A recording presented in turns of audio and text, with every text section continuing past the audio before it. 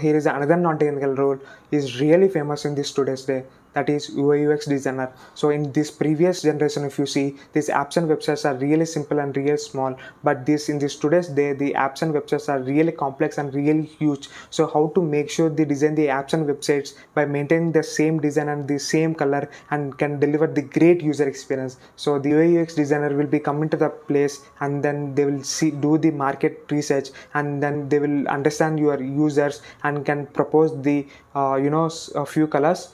Based on these colors will be maintained the all your apps and websites, and then they will deliver this great user experience. Average salary of the UI UX designer is between the 5 lakhs to 15 lakhs.